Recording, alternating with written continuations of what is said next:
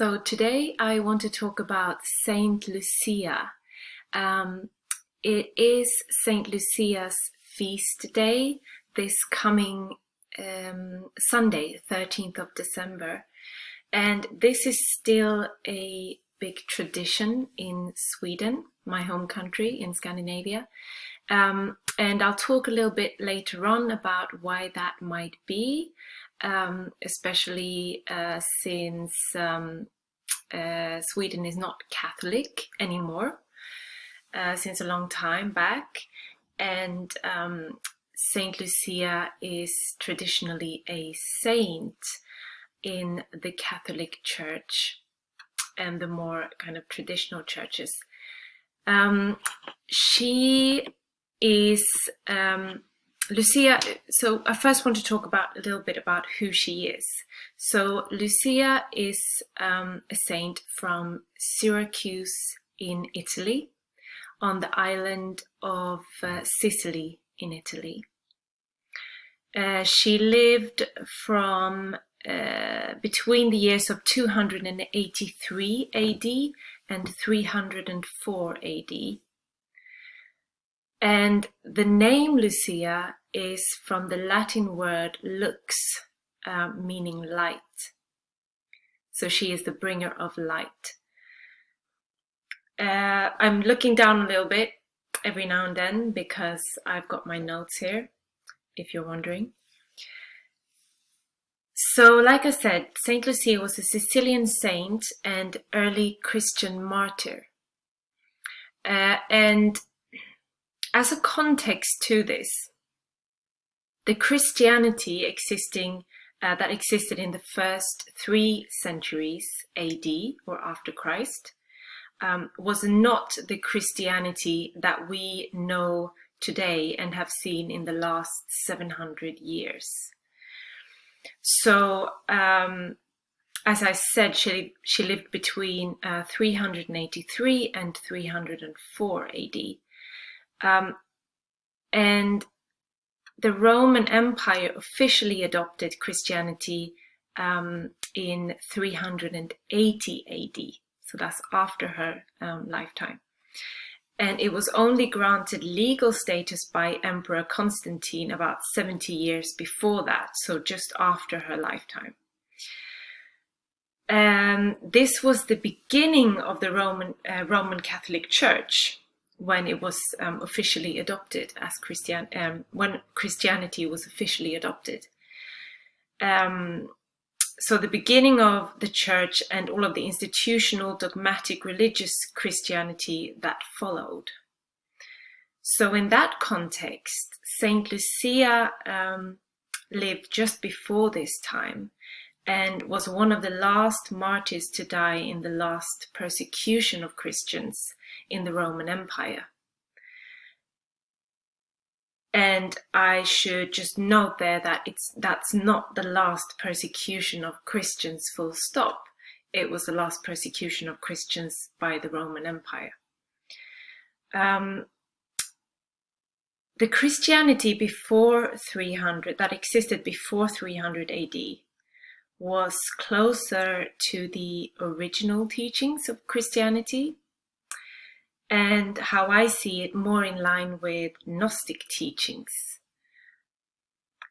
And in many ways, it was an underground grassroots movement and did not have to do with big church traditions because the big church institutions had not been established just yet. And this is relevant in terms of her life when I talk a little bit more about the story about Saint Lucia. And these Christians met in secret in the catacombs, which are underground tunnels. And believe it or not, there are records of these. There are records there in these tunnels of women being bishops in the early Christian communities. So, in other words, the strong patriarchal aspect of the church came later.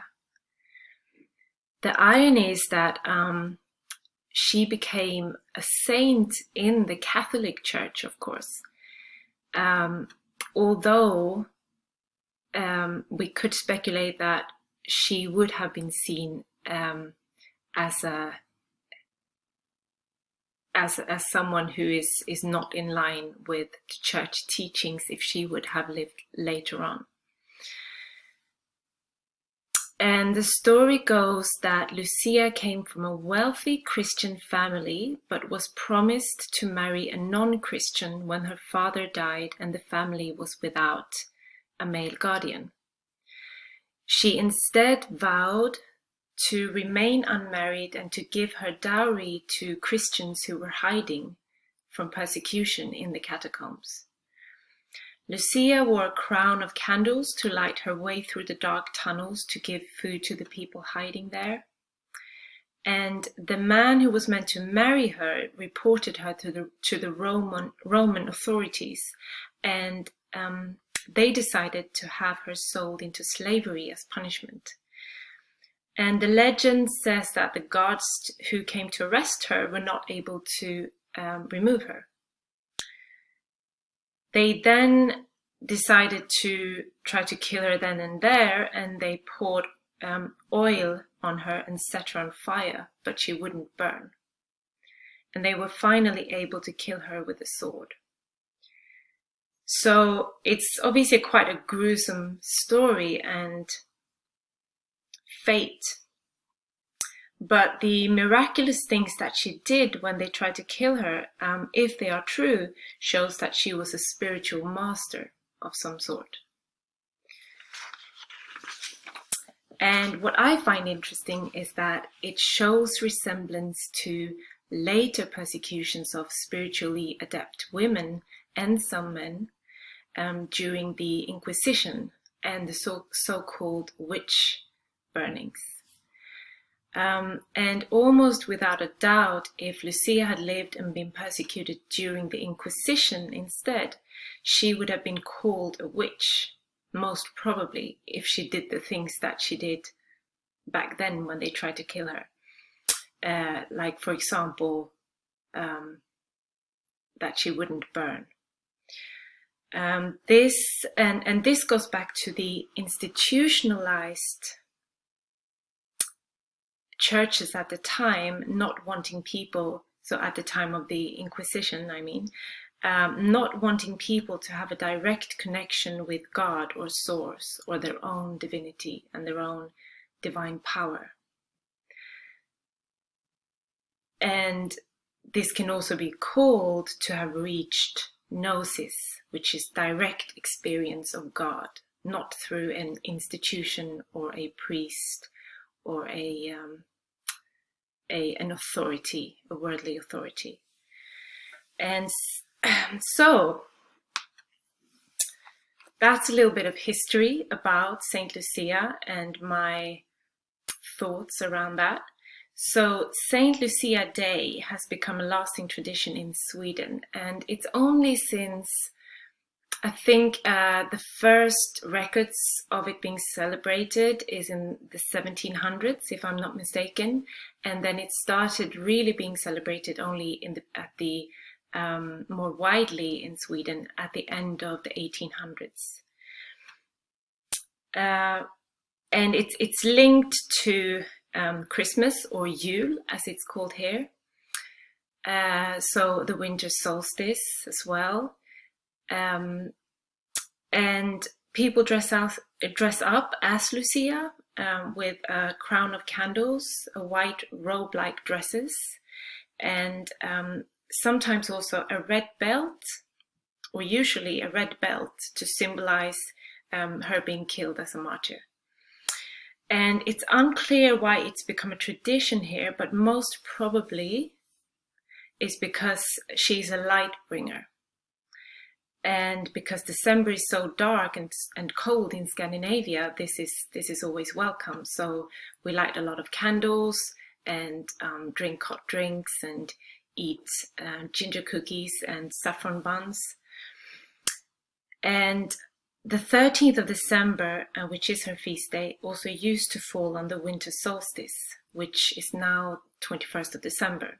So I think since it changed to the Gregorian calendar, it changed to be 21st of December instead.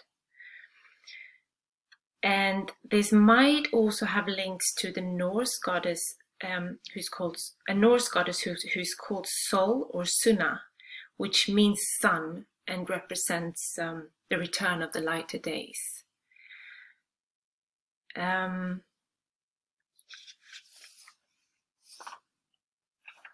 13th of December in Sweden has traditionally been seen, at least here, maybe elsewhere as well, as a night when the veil to the spiritual world is especially thin. And during the celebrations, children and some adults do also dress up as not just Lucia, but also as angels, as small tomtar, which is a type of elemental being in Swedish folklore. And they're slightly similar to the gnomes in the kind of more Anglo-Saxon, I suppose, tradition, but it's not quite the same. But that's what I would compare it to give you an idea. Yeah, so I think, this is more my speculation, but I think the whole folklore idea, or the traditional idea, that the veils were thin and that we could reach the spiritual world and communicate with beings on the other side or in other dimensions. I think that it might be a coincidence, but I think it's quite fitting then that it's become a tradition of dressing up as these other beings, as angels, as elemental beings, and so on.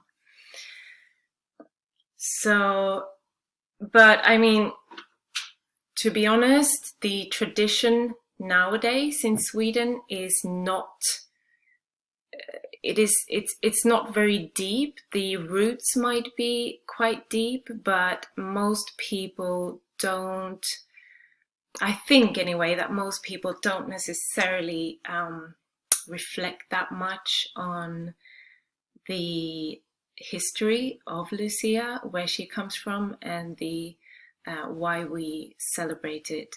But which is fine with me.